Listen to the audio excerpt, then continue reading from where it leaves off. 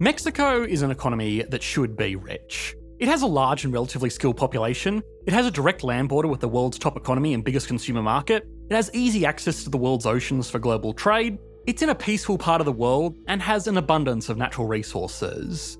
That's just to start with. The global trade tensions between the USA and China presented a once-in-a-lifetime opportunity to Mexico. As cheap consumer goods from China were becoming artificially more expensive due to tariffs and trade restrictions, Mexico was perfectly positioned to take their place as the centre of low-cost manufacturing. Then came the global pandemic, which demonstrated the vulnerabilities that come with overly complex supply chains involving dozens of countries all across the world. Mexico was again uniquely positioned to take advantage of this by being a geographically, economically, and politically close country that could be a one-stop shop for manufactured goods where price was the most important factor.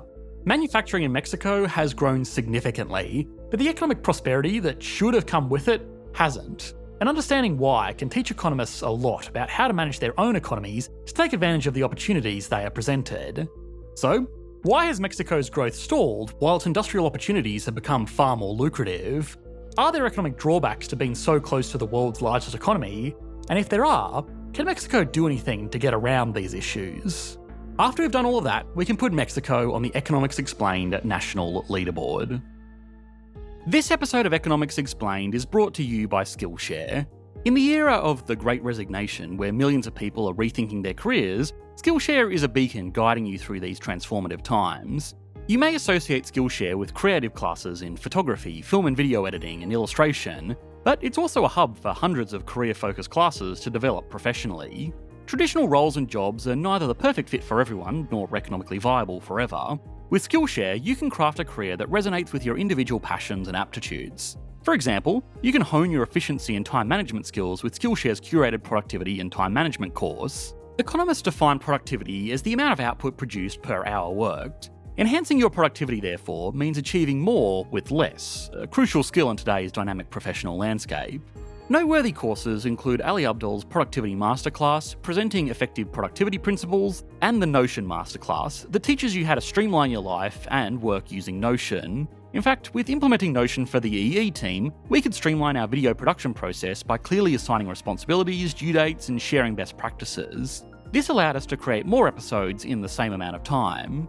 Start your learning journey with Skillshare today. The first 1,000 people to use this link will enjoy a 1-month free trial of Skillshare. Even with all of the recent problems China has been facing in relation to its low-cost manufacturing exports, trade tension's just been one factor in addition to extended lockdowns, intellectual property concerns, higher wage demands from workers, and a less business-friendly government, it's still, for now at least, much more competitive on a global scale than Mexico is. China is still by far the largest manufacturing nation in the world. Even with the setbacks caused by the global pandemic, trade wars and extended lockdowns, its industrial output has grown significantly in the last few years, and it's still growing.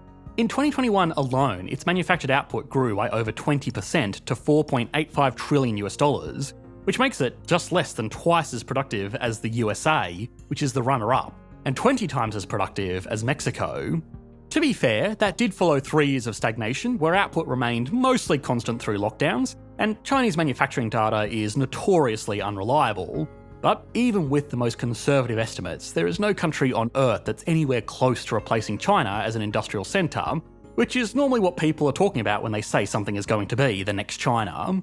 To give a sense of scale to this issue, that $4.85 trillion figure is a net output figure that is calculated by adding up all of the output that comes off the end of production lines and subtracting the resources that are fed into the beginning of them.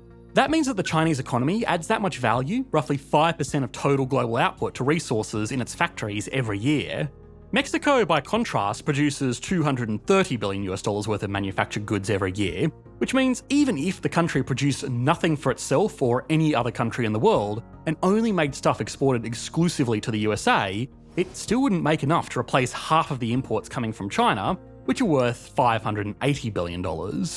Economies with well-functioning markets will naturally seek out the most competitive goods and services. The US-China trade war, the rising cost of Chinese labour, and the far more simple logistics of getting something from over the border rather than getting it over the world's largest ocean has closed the gap, but it still hasn't eliminated it. It's always important to address biases when looking at issues like this. People are always much better at finding evidence that affirms something they want to be true than finding evidence that goes against what they want to hear. Despite the understandable animosity we have towards Chinese government leadership and the economic influence they wield over a lot of countries, that's not going to change just because we want it to. In the context of this particular macroeconomic discussion, with China and Mexico fighting over the lucrative US market, these social and political issues probably also distract from the fact that Mexico is not perfect either. While Mexico boasts several strong economic characteristics, including abundant natural resources, a young and productive workforce, and favourable geographic location, it still faces criticisms and challenges that hinder its full economic potential. One of the key issues is crime, which remains a significant concern and affects both the domestic population and the country's international reputation. I think we can be honest and say that it's unfortunately one of the first things that we think of when we think of Mexico, and at that point, whether that's deserved or not really isn't important. Today more than ever, international reputations matter. Mexico's association with cartels and illicit activities overshadow its status as a major export market and destination for foreign investment. It's important to note that this video focuses solely on Mexico's legitimate industries. The illicit industries probably deserve separate attention. Nevertheless, the negative perceptions and bad press surrounding Mexico have had significant economic repercussions. International investors often overlook Mexico as a major developing economy due to concerns about safety and security. Another problem is simply opportunity. Despite its position as the 15th largest economy in the world, Mexico struggles with wealth distribution, with the nation's wealth thinly spread over its large population with intense concentrations at the very top. While wealth inequality is not as severe as in some countries, it remains a significant concern.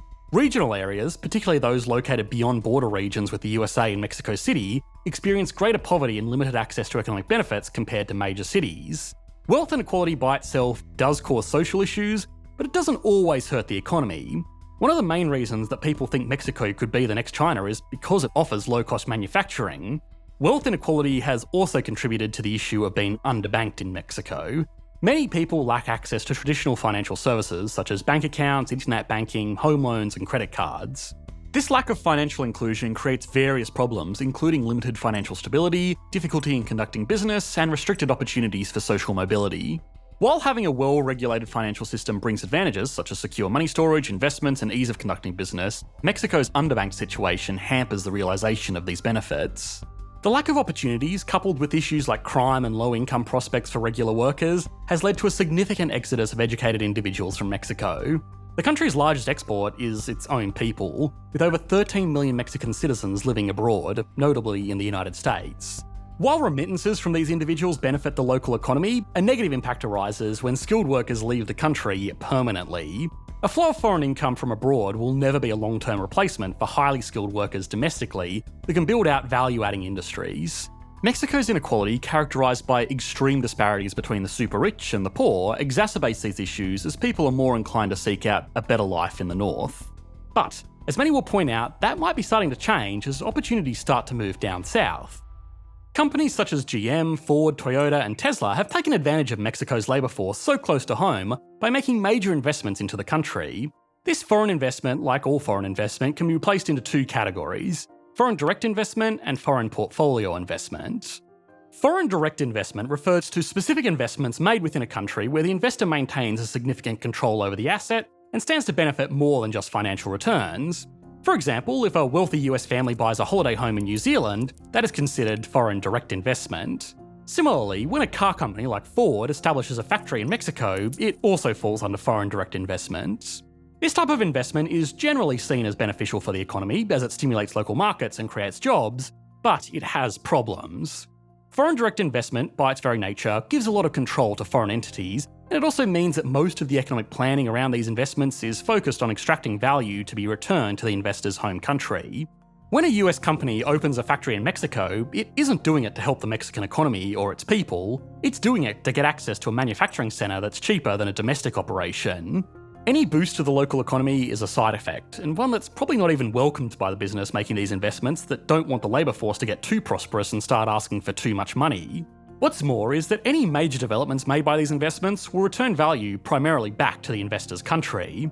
If a US-owned R&D centre set up in Mexico and discovered some amazing new battery technology, that technology would belong to the US company. So the alternative is foreign portfolio investment. Foreign portfolio investment involves investing in foreign markets through financial instruments facilitated by local financial institutions. For instance, an Australian investor could buy US stocks through an Australian broker without physically travelling to the US, or a US citizen could buy shares in a Mexican startup studying battery technology. If that startup did end up discovering amazing new battery technologies, the US investor would get a nice return, but the technology would still belong to a Mexican company. That's why this type of investment is normally seen as the best option for the country receiving it. But for all of the reasons that we've already explored, and the ones that we'll cover soon, it's just not a very popular option in Mexico. Even still, the foreign direct investment in Mexico has still brought benefits through job opportunities, training, and development of local industries. When Tesla builds its new factory in Mexico, it will be employing thousands of Mexican workers just to build the thing, before employing thousands more to run it once it's operational. But more than just that, this foreign direct investment, especially by large, well-known multinational corporations, is doing something less tangible but arguably more important. Every time a big new investment is made into the Mexican economy, it's followed by headlines which will slowly but surely shift public opinion about the country's economic potential. As a result, Mexico is gaining a reputation as a reliable supplier of quality manufactured goods, rather than just a country filled with crime and cheap labour. The other way a country can build its own industries is through debt, which also plays a unique and crucial role in Mexico's economic dynamics. The nation has a remarkably low household debt to GDP ratio, and while that sounds like a good thing, it's mainly due to the underbanked population. This underbanking issue makes it challenging to provide loans to individuals who predominantly earn cash income and likely do not have formal financial records. This low debt availability also restricts Mexico's growth potential. Compared to other developing countries like China, India, the Philippines, or Japan in the past, Mexico's growth rate has been slower primarily due to this debt-related constraint. Beyond that, one of Mexico's biggest weaknesses is ironically that it so heavily depends on its economic relationship with the United States. While economists and commentators are getting excited about Mexico's potential to fuel demand for consumer goods coming from the USA, others are worried about what it could do for the economy long term. It's that strange relationship with the USA that impacts its economy in other areas as well. Ironically, its closeness to the world's largest market is as much a burden for Mexico as it is a blessing. The United States is obviously Mexico's primary export partner, but it's the scale of this dependence that is such a concern. The USA accounts for over 80% of its exports. In contrast, Canada represents less than 3% of Mexico's trading. Given its dependency, it's fair to say that Mexican industries need the United States, but the US does not need them. This economic relationship has been beneficial for both countries so far, but the country's other issues have turned it into somewhat of a political football for policymakers in the USA. Changes in US attitudes and who's in charge of the country could quickly lead to renegotiations of trade deals, such as the North American Free Trade Agreement, NAFTA, which has already been replaced by the USMCA, the United States-Mexico-Canada Agreement. These two deals are effectively the same for now, but replacing the old agreement with the new one was very important for a certain political leader who famously called it the worst trade deal in the history of trade deals. China can survive a politically motivated trade war with the USA, but Mexico cannot. Apprehension among companies to invest in new factories or engage in research and development due to future trade uncertainties has negatively affected Mexico's economic growth. Mexico's closeness to the US is also hurting portfolio investment, the more favourable type of foreign investment that keeps control of assets and resources in the country. The reason is that foreign investors would just prefer to put their money into the USA, a much more stable, larger, and typically more prosperous market. That isn't a problem unique to Mexico. Canada struggles with the same thing, but it's worth mentioning, especially since the average Mexican is much less wealthy than the average Canadian, and is therefore less able to make investments into their domestic market themselves. So there are a lot of challenges holding Mexico back. However, recent trends show potential for positive change. Access to technology has been identified as a driving force behind improved access to financial services in Mexico. Digital banking, mobile payments, and fintech innovations are gradually making inroads and providing financial solutions to the underbanked population. Efforts to combat crime and corruption are ongoing, although progress is gradual. The Mexican government's commitment to economic reforms, infrastructure development, and diversification of industries beyond manufacturing also show promise for a more sustainable and inclusive economy. Mexico's economy possesses many strengths, including its manufacturing industry. However, challenges such as crime, wealth inequality, underbanking, brain drain, debt constraints, and over-reliance on the United States present obstacles to its full economic potential. Efforts to address these issues, combined with technological advancements and government initiatives, offer hope for a more prosperous and equitable future for Mexico. But Mexico is not going to be the next China, and it's got a long way to go before it can even slightly reduce the United States' dependence on China. But even if it doesn't get there, if it keeps heading in that direction, it will hopefully reduce its dependence on the United States. Okay, now it's time to put Mexico on the Economics Explained national leaderboard. Starting as always with size. Thanks to the industries it does have, Mexico has a GDP of $1.3 trillion, which makes it the 15th largest economy in the world, just behind Spain and just ahead of Indonesia. It gets an 8 out of 10. That GDP, while impressive, is spread out over a population of 126.7 million people, which means its GDP per capita is only $10,046, slightly behind the global average of $12,235. The opportunities are there, and this figure is improving, albeit slowly, but for now, Mexico gets a 5 out of 10. Stability and confidence is better than most people expect. The country certainly has its problems with crime and corruption, there's no getting around that. But it has demonstrated itself to be a reliable place to do business and take advantage of the resources it offers. Long term, it's going to be important for Mexico to clear up these other issues, but for now, it's doing a good enough job of convincing US-based companies that it's a safe enough place to set up shop. Mexico gets a 6 out of 10. Growth hasn't been as strong as it should be. In the last decade, the economy has grown by approximately 20%, which is still moving in the right direction, but it's far below the rate of its much larger and more established neighbour to its north. Mexico's growth should be highly correlated with the growth of the USA, but it hasn't been for all the reasons we've already explored in this video, so for now, Mexico gets a 4 out of 10. Finally, industry.